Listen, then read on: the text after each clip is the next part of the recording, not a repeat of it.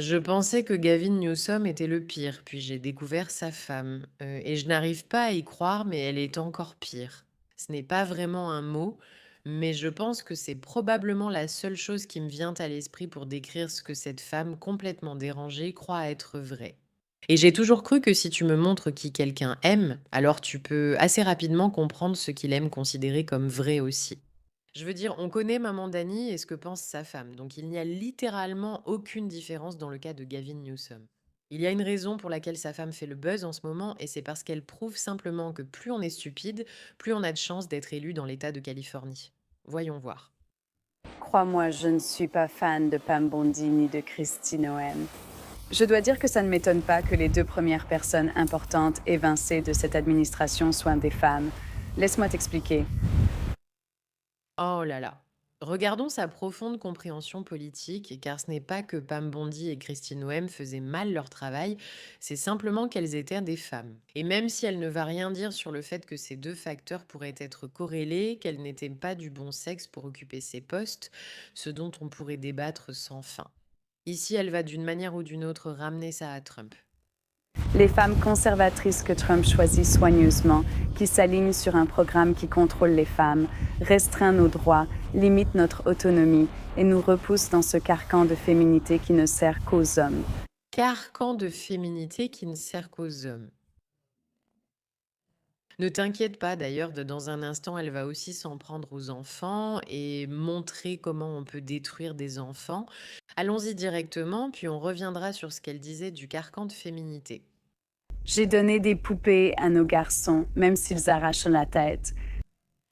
Je leur ai donné des poupées pour qu'ils apprennent que prendre soin des autres et s'occuper des autres n'est pas seulement une activité réservée aux femmes, mais que c'est aussi une responsabilité des hommes. Et surtout s'il leur arrache à la tête. Je veux dire, le fait qu'elle vienne de dire ça révèle tout ce qu'on a besoin de savoir. Les garçons ne veulent pas de poupées. Certains garçons peuvent en vouloir, mais les garçons veulent jouer avec des pistolets, des camions, construire, des Legos et sauter partout. C'est ce qu'ils aiment faire. Ils ne sont pas pareils que les filles. Et c'est très bien comme ça. Et le fait que l'on puisse le voir dès le plus jeune âge est simplement un indicateur que c'est encore plus vrai, pas quelque chose qu'il faut leur enlever. Ce que j'ai fait avec mes filles et mes fils, c'est que si je lis un livre et que le protagoniste est un homme, je change simplement le il en elle. Et cela normalise simplement les choses, surtout pour mes fils. Ce n'est même pas, je ne le fais pas seulement pour mes filles, je le fais pour mes fils parce que je veux qu'ils voient que les femmes peuvent être au centre d'une histoire. Je veux dire, ces garçons grandissent avec cette femme comme mère. Vous croyez vraiment qu'ils ne voient pas qu'une femme veut être au centre de l'histoire? Je pense qu'ils l'ont compris tout seuls, sans qu'on ait besoin de changer l'histoire pour que le héros soit une femme. Et si on leur disait qu'eux aussi peuvent être des héros? Et si vous disiez à vos garçons qu'ils peuvent être le héros de l'histoire, peu importe leur genre ou qui ils sont, ils peuvent l'être en tant qu'humains. Je suis tout à fait pour lire l'histoire de Superman à un garçon et, au lieu de dire Superman, renommer le personnage avec le prénom de ce garçon pour qu'il sache qu'il peut lui aussi aller dehors et accomplir quelque chose de super. Je ne pense pas qu'il faille en faire une question de genre. Dire aux garçons qu'ils seront toujours inférieurs aux filles, quel est l'intérêt? Je ne comprends pas. Que les femmes comptent, que les femmes sont intéressantes. Au bout du compte, Si tu es une bonne maman, tes enfants devraient savoir que les femmes comptent et sont intéressantes. Tu essaies de compenser quelque chose ici? c'est un peu comme si on était à un moment de l'histoire où on commence à reconnaître ce que c'est au final de déconstruire tous ces rôles de genre et, en fin de compte, d'être humain. Être humain au final, en déconstruisant les rôles de genre, as-tu déjà entendu quelque chose d'aussi stupide que ça? Je veux dire, t'inquiète pas. C'est encore pire car elle prépare un projet de loi pour le faire. Les garçons, nous savons tous, je pense, ou nous réalisons de plus en plus que les garçons, euh, même les garçons plus progressistes qui passent du temps en ligne, bougent un peu. Euh, ah, je tente de rester neutre, mais ils penchent à ta droite. Tu essaies de ne pas politiser ça. Peut-être qu'ils se tournent vers la droite parce que des idiots comme toi essaient de leur enlever le fait qu'ils sont des hommes et qu'ils veulent vraiment être des hommes. Peut-être que c'est le cas. Bienvenue dans la résistance.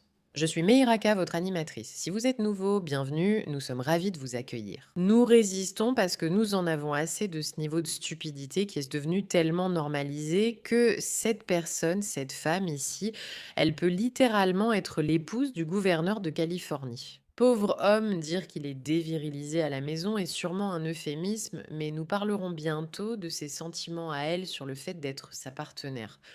Et d'être en quelque sorte influencé par des gens comme Andrew Tate et ce genre de socialisation d'extrême droite en ligne dont nous savons qu'elle est très, très dangereuse. Mon mari et moi avons été alarmés lorsque nos enfants regardaient du sport en ligne. Et mon fils connaissait Andrew Tate et pensait qu'il était plutôt cool. Et il pensait que son grand-père républicain, qui n'est pas un partisan de Trump, mais un conservateur fiscal, pensait que mon père aimerait Andrew Tate. Je veux dire, c'est peut-être parce que votre fils est un homme qui réfléchit et contrairement à son père, qui manifestement préfère être plus féminin puisqu'il vous a épousé et cherchait à épouser l'énergie masculine de la maison. Peut-être qu'il veut vraiment être reconnu pour sa masculinité, pour ne pas être forcé de jouer à la poupée. Peut-être veut-il que dans l'histoire, les hommes soient les héros, pas les femmes.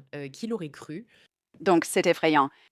Nous sommes l'un des foyers les plus progressistes et notre fils est confus, il pose toutes ces questions. Nous élaborons une législation pour responsabiliser les entreprises technologiques et les aider à avoir un impact positif sur nos enfants et familles.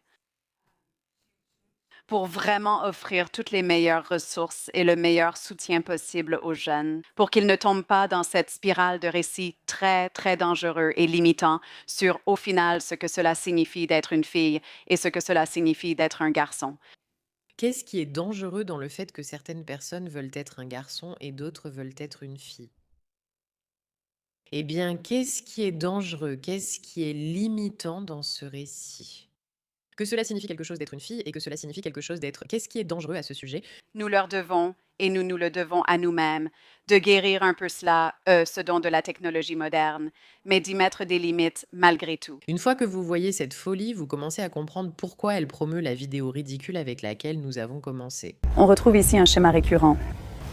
Les femmes sont amenées, emballées à la façon de Mar-a-Lago et mises en avant si elles servent pleinement les intérêts du patriarche.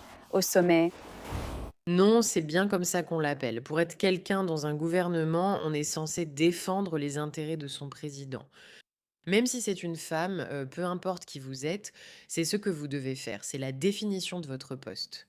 cela paraît être du pouvoir ou de la proximité du pouvoir avec un titre prestigieux, mais sans sécurité de l'emploi ni protection. Il n'y a aucun endroit sûr au sein de cet organisme patriarcal trié sur le volet qui manque systématiquement de respect, dévalorise et discrimine les femmes et les filles. Cela n'a rien à voir avec le fait d'être une femme ou une fille. Ils font plus pour les familles, les épouses et les mères que toutes les administrations précédentes. Il ne s'agit jamais de sécurité de l'emploi car ce n'est pas un poste sécurisé, le président n'est pas nommé à vie. Il n'a que 4 ou 8 ans selon l'issue des élections. C'est ainsi que ça fonctionne. Il ne s'agit pas de sécurité de l'emploi, mais de pouvoir travailler efficacement. Et si vous réussissez, vous restez. Et si ce n'est pas le cas, vous partez. Maintenant, j'aimerais qu'elle mentionne tous les hommes qui ont été renvoyés. Est-ce que des hommes ont été renvoyés? Parce que je pense qu'il y en a eu pas mal. Ici, on se concentre seulement sur le fait que c'est contre les femmes, car on leur ment et qu'elles sont manipulées par ce mouvement conservateur. Et je dois dire sincèrement que je pense vraiment que toute femme qui est tombée dans le piège du mensonge libéral, que ne jamais fonder de famille, ne pas avoir de valeur, coucher avec le plus de partenaires possible et travailler toute la journée dans le trading serait une meilleure façon d'utiliser son temps que de fonder une famille et d'avoir des enfants. Alors ce sont vous qui êtes manipulés. Même cet imbécile a eu des enfants.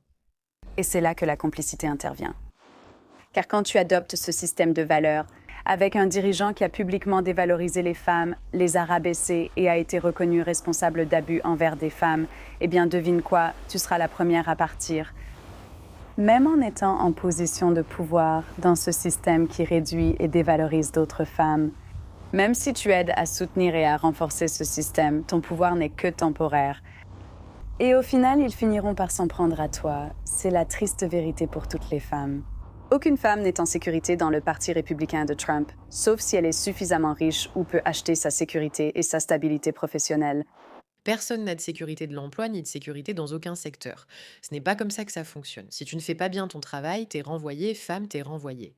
Cela n'a rien à voir avec être contre les femmes, c'est juste un fait sur le fonctionnement de l'économie et du gouvernement. Mais encore une fois, elle l'ignore car elle n'a jamais eu à s'en soucier de sa vie. Je ne sais pas si notre pays est prêt pour un premier partenaire. Honnêtement, je ne sais pas s'ils le sont. J'aimerais le croire et je vais travailler vraiment, vraiment, vraiment, vraiment dur pour que les gens voient ce qui a été rendu invisible et dévalorisé dans notre société. Qu'ils réalisent, ah, c'est important. Ce n'est pas toujours une femme derrière un homme, mais c'est le partenariat qui est important et ce partenariat fera tourner le monde. Cela dit, vous savez, j'ai du respect pour les institutions.